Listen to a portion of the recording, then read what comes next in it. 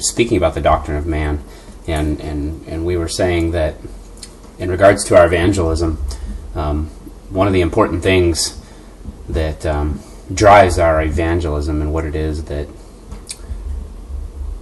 we think evangelism is and what it is that evangelism needs to accomplish is completely affected by who we believe man to be. And we taught on a passage in Ephesians 2 that talks about how man is dead in our trespasses and sins, and that because we're dead, we're unable to come to God. And one of the things that we recognize is that if men are dead, if men are unable to respond to the gospel, if they're unable to know their need of God, then we as evangelists or gospel proclaimers, we have to trust in the power of the gospel. There's no more all the tricks, all the gimmicks, the dimming of the lights, the soft music, the repeating certain songs over and over and over again, the peer pressure, the coercion, the getting people to walk down to the front, which is non-existent in church history, actually, other than the last few decades. The raising of hands, the standing, the signing of cards, the trying to get people to entice people to do this because other people are doing it, which is nothing more than group psychology, actually. But all that manipulation, all of it's just vain. It's just worthless. It's meaningless if we realize that a person has to be born again. They have to be regenerated. They have to. God has to do a supernatural work. All sorts of passages might be running through your mind. There's a few in 1 Corinthians that speak about how these things are spiritually discerned. That the natural man can't understand them. He can't hear them. There's a gospel proclamation and people being born again is a supernatural act of God. It is a human decision and it does involve that, but we've boiled it down to where it's nothing more than a human decision. And because it's only a human decision, the more we can manipulate the environment and the circumstances, the more we can affect we can affect their willingness to choose, which when we go there, we're nothing more than a used car salesman at that point. So one of the things that we always have to realize is we have to trust in the power of the gospel and not in the power of the flesh. That's the whole concept behind God using the feeble and the broken and the runt of the litter and so on and so on and so forth is that it's a supernatural act of God. One of the greatest proofs of Christianity to me is that it made it out of the first century. In every context that you can think of, Christianity was crazy. In a cultural context, it was ludicrous.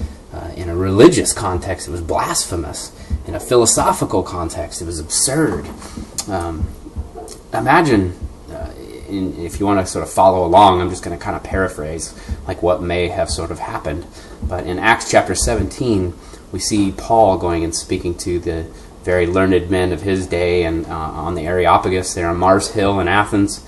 And, they despise him from the beginning because he's a Jew. Here's this little Jew from this outpost of Palestine. They hate him already just because of his ethnicity.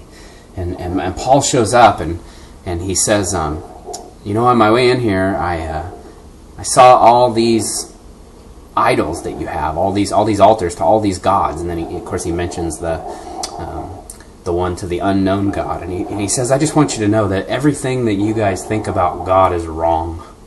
In fact, everything that you think about reality is wrong.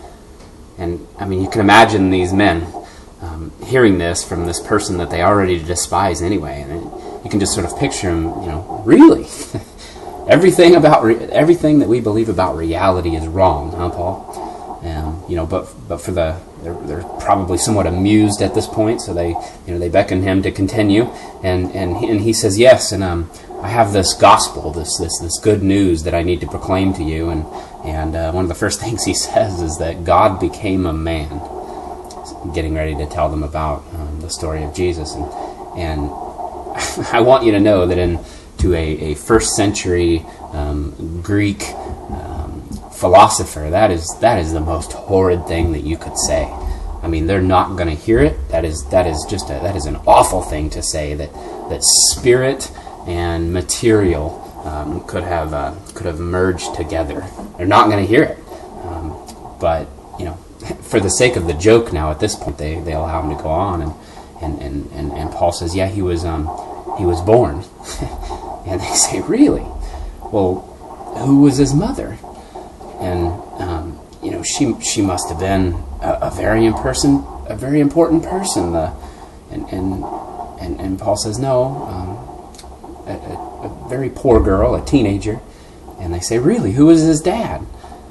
Well, he didn't have one.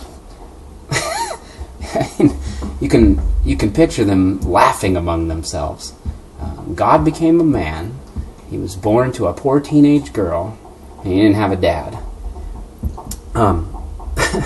Well, his mother must have been the princess of all Israel, they might have asked. And no, nothing like that. Well, what? Okay, well, God became a man. Well, then what did he do? Well, he became a contractor, a carpenter of sorts. And when he was 30 years old, he presented himself to all of Israel.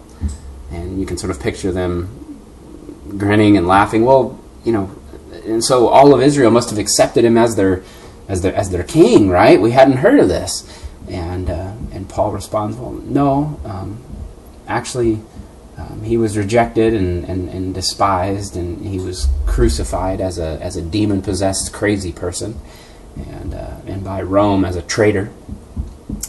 And you can picture them saying, but he's God, huh? God became a man, born to a poor teenage girl with no father, presented himself to his own people, and then God was killed by his own people. And and then Paul, as preposterous as this is, it gets worse. And then he says, yeah, that's right. And he was in the grave for 3 days, but he's risen from the dead. And Paul mentions the resurrection, and you can sort of picture them asking, well, really? How many people saw this? Did all of Israel see this? And Paul says, no, about 500. And they laugh. 500 of his followers out of a country of a few million saw him, huh? And so, okay, Paul, what do we make of this? And Paul's response is basically, well, what you need to make of this is not only is he Lord of Jerusalem and Lord of Israel, but he's also Lord of Rome and Lord of Greece and Lord of every nation that's ever been made. He's the stone cut without hands. He's Lord of this universe, and he's Lord of each one of you, and he's coming back to judge the living and the dead. I want you to know that is the most absurd thing that Paul could have said. And yet, that text in Acts 17 says that some of them followed him out. Why? Why would anyone follow him out after such an absurd message? The answer is simple: because God saved them. And we've lost that. We've lost this. We've lost it in the Southern Baptist Convention. We've lost it in the Assemblies of God. We've lost it. We've lost regeneration. We've boiled it down to decisionism, and for that people just have to decide, and that's it. That's not it.